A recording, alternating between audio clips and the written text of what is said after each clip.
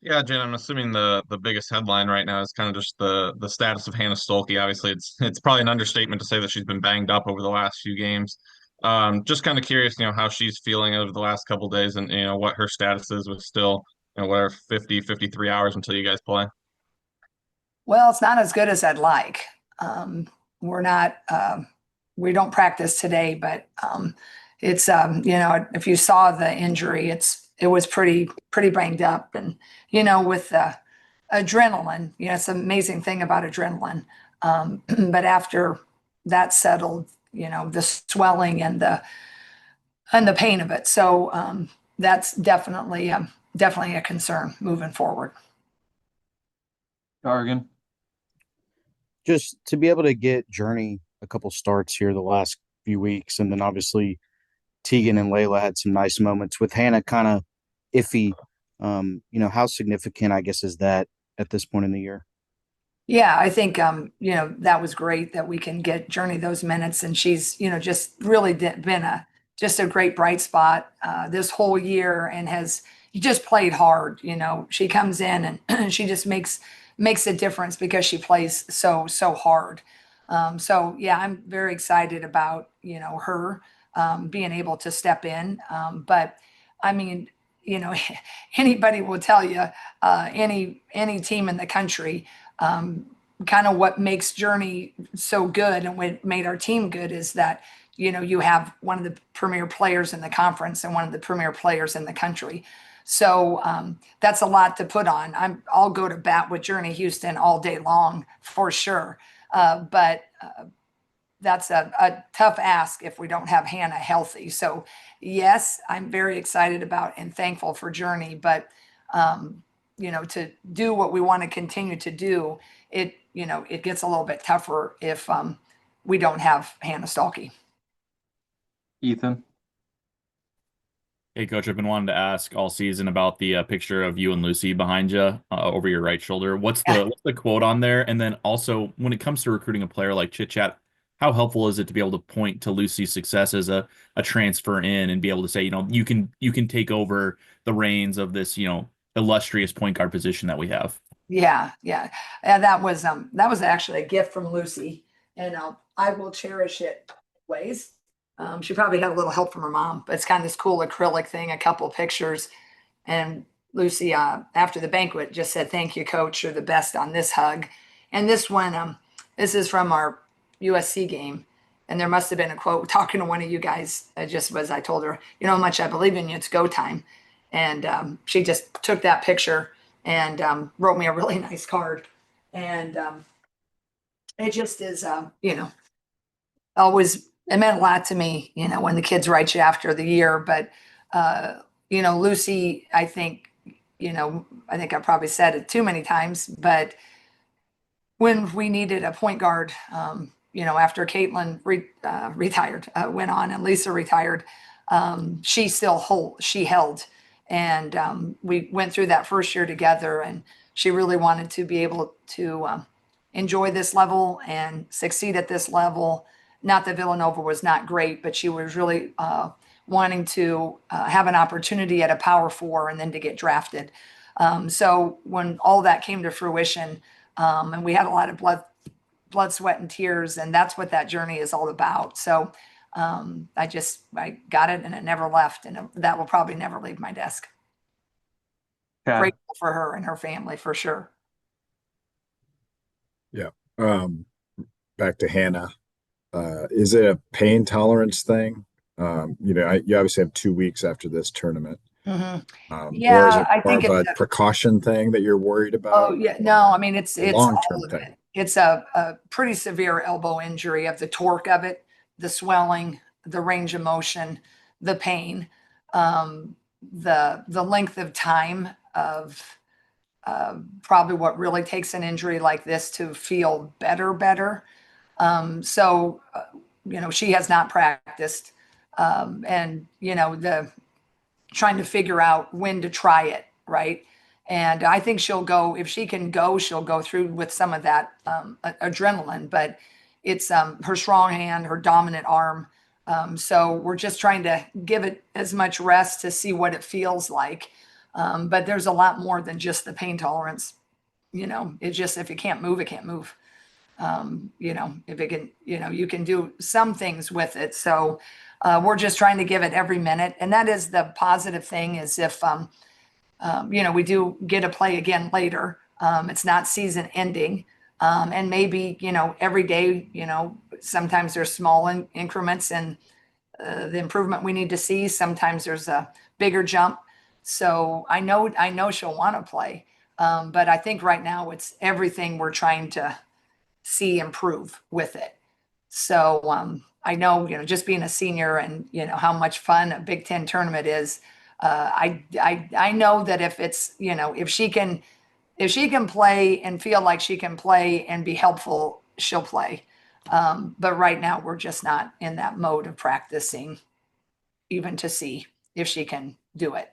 But like I said, I'm a positive person, and we're taking off today for the team's practice, and we'll go again tomorrow before we fly into Indy. And, if we don't have her on tomorrow, that doesn't mean, we won't give her a shot on Friday. She's a senior, she can pick up if we're doing this, tweak against either Michigan State or Illinois, or doing that tweak. It's not her first rodeo there.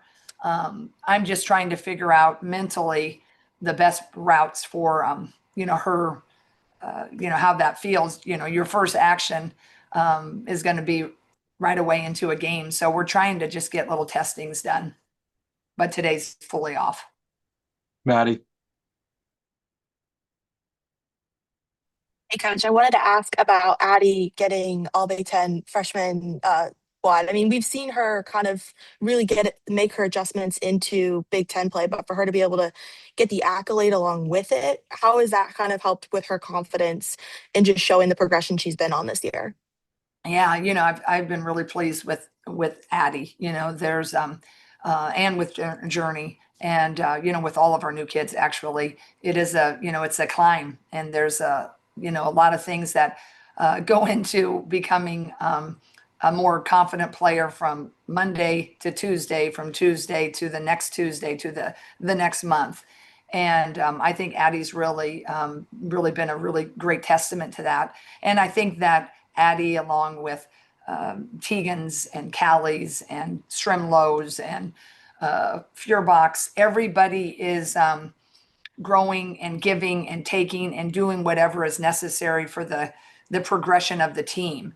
And as everybody's giving and working so hard to fulfill those roles whenever they're needed, I think everybody's taken some really great steps forward. And I think Addie has really done a really beautiful job. And I'm really, really happy that she got recognized. Really, really thrilled for her and us. Kyle. Yeah, I wanted to ask about the Big Ten tournament this year for you guys. I mean, you've mentioned that over the years as an assistant coach, you went through basically every situation with Lisa, but now as a head coach, you look back at last year, you guys were playing on the first day, so you always knew who the next opponent was up. If you won, it was going to be Michigan State. If you won, it was going to be Ohio State. Now you're on the opposite end where you're kind of sitting around and waiting to see who you're going to play. Just how do you kind of make that adjustment with the difference of, instead of knowing who you're going to play, you're kind of sitting around and waiting a little bit? How do you kind of go through the process of game planning and getting ready for that? Yeah, I mean, kind of what you've done, even as assistants, kind of the template, which I'm sure is not unlike anybody else. You're kind of looking about all the what ifs and some of the things you didn't do well, whether you won or lost against certain opponents. Some of the things you expect to see against certain opponents, whether they press, whether they switch, whether they trap, all the things is the things that you need to shore up. You try to work on those generally, because once you get in it, Thursday, tomorrow when we practice, you kind of have to give equal time to both opponents. And that's what I did earlier in the week. The different things that, went well, I want to make sure we shore them up against either Michigan State or Illinois. The things that in both times we didn't maybe handle as well, I trying to give attention to that and tweak that a little bit. Plus, you won't have time. Let's say you run into, you're fortunate enough to get through the first one. Illinois does X, Y, and Z. We got to get through the first one. Michigan State does X, Y, and Z. We got to get through the first one. But you do have to have your eye on, okay, if we get through the first one, you don't have a full practice for the next opponent. So both of those, whoever that's going to be, is if you got to give some time to the press, right? You got to give some time to a zone, right? So I've just tried to go through a practice and not go too long, but do a little bit for, the next 2 to 3 opponents we could face. And that's how I have handled it. Plus, try to give us a little more attention on what I've liked and maybe where we've been not quite as sharp offensively. But it is, when you have 2 really great teams in this league, from 2 to, the 11, 12 seeds, I mean, everybody's pretty doggone good. And it's been typically for all those teams, it's 1, 2 possessions here or there that takes you from a 4th seed down to an 8th seed, or from a 6th seed down to an 11th seed. So that's what makes March fun and the madness of it. Gargan. I know obviously you're going down there to try to win every game that you're playing, but with the way that you guys finished, does it feel like maybe it's taken a little bit of the pressure off to go down there and do something specific? Yeah. Well, I just feel like, I'm just so grateful and, of how we were able to go through this year. We were so resilient. We were just really team focused, able to form and reform. I think there's very few teams in the country that really would have continued to kind of find themselves after losing one of their top, shooting targets with McCabe. I think we've, got tested a little bit with Chit Chat. We still found a way early to win that tournament in Florida. When she went out, Kylie went out a while. So that, I think, when I look back on this year, regardless of what happens this weekend or in postseason, to finish like we did, to finish, I don't even know where our record is, but I think it's pretty good, right? And our conference record. That's just such a testament to, I think, what Iowa women's basketball has always been. But as I've talked to you so often about, is in this new era of, easily the portals and the, all the entities that, can attack a culture.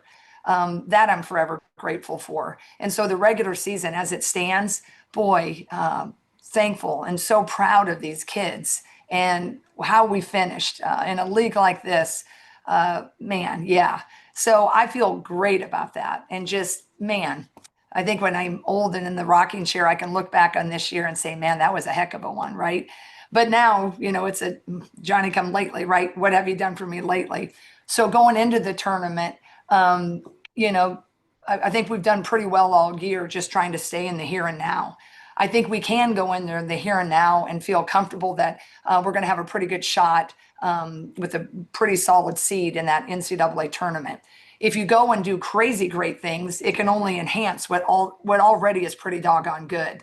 So it is nice to go in there and feel like it should be pretty doggone good, right? Should be. But, every game that you could win maybe lessens that,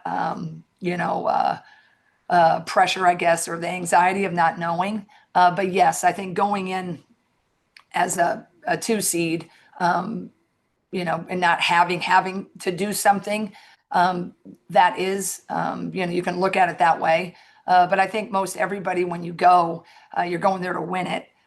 So it's, I think, yes, you're right. But I think you're also, when you get into it, everybody wants that net. So I think when we get there, it won't be about the seeding or about the NCAA tournament. It'll just be like, can we get Michigan State or Illinois to get a shot at the next round? Chad. That was very Kirk Ferency to not know your record, which is 24-5, by the way. Well, you know what? I knew it was around there, but then you kind of like, I'm not always good with numbers. I'm much better with words. Speaking of the 24-5, what would your record be without Kylie Feuerbach this year, and how popular was her all defensive award this year? Oh, yeah, that was just, yeah, I think when Kylie chose to come back, I was thrilled about that because she's just lovely. She's just been a really great kid to coach, and us having a more of a defensive focus last year, and then of course this year, that's been really pretty important for what we've been trying to do. But also knowing that Kylie's really not one for a lot of individual accolades, but that defensive team, we all thought, that would have been a good place for her last year, right? We were hoping for that. But I think right away in the offset, and then her position coach, Abby Stamp, she was really on a mission to make sure it wasn't just about blocks and rebounds and steals, because usually on that team, and I think, as with any of voting, all of you people are busy. And, it just, you can defer to, we all include, you can defer to stats, and you can defer to records, you can defer to whatever that news bite is, and like, oh, they must be the ones. That kid must be the defender. That kid must be the best player of the year. And if you don't really delve into it, sometimes you can miss the story. And so I thought it was really cool that I think Abby Stamp took it upon herself, I think, to really make sure that people saw how Kylie was really, maybe she doesn't have the gaudy stats or steals, but she is kind of the one that thwarts the offensive efforts. So it was just really neat. I think that's the coolest thing of coaching is when you see a young person achieve a goal, or you're part of their journey to go from point A to point B. I also look at Ava Hyden's ascension, and I see her confidence, and I see her leaning into being one of the better players in the Big Ten or across the country.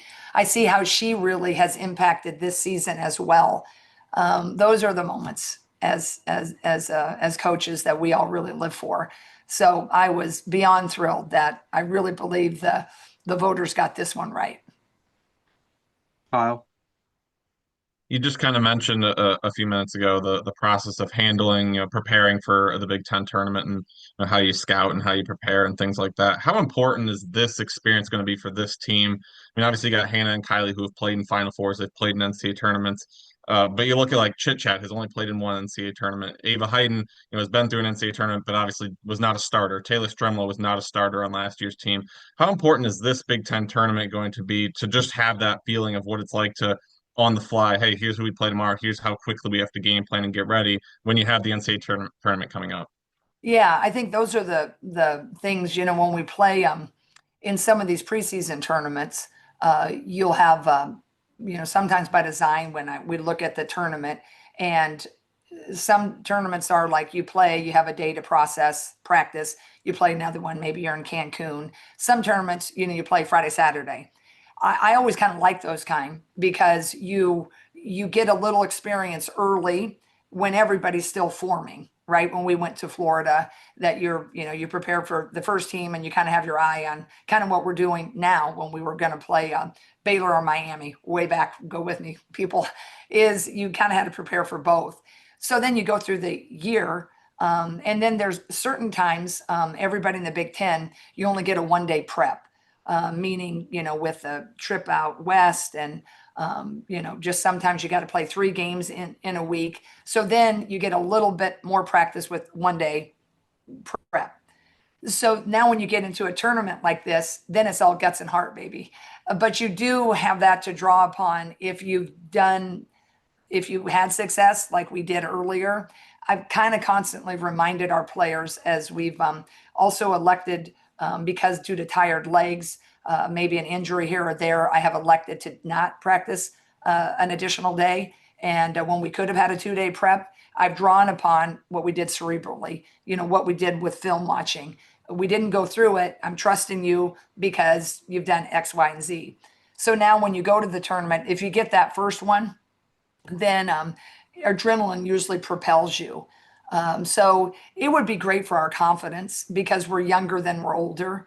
And, I think regardless if we have Hannah Stalky or not, this whole thing on Friday is going to look a lot different because it's just been a lot of preparation without having my stalwart leader that changes the game, changes every practice by simply she's on the floor.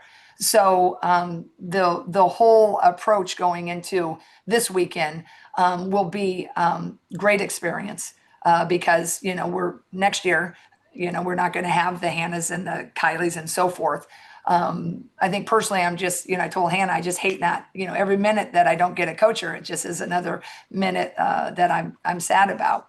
So yes, I think the prep and the learning and getting these guys the experience and letting them draw upon, what they've done. Journey's already had some amazing minutes against everybody, right?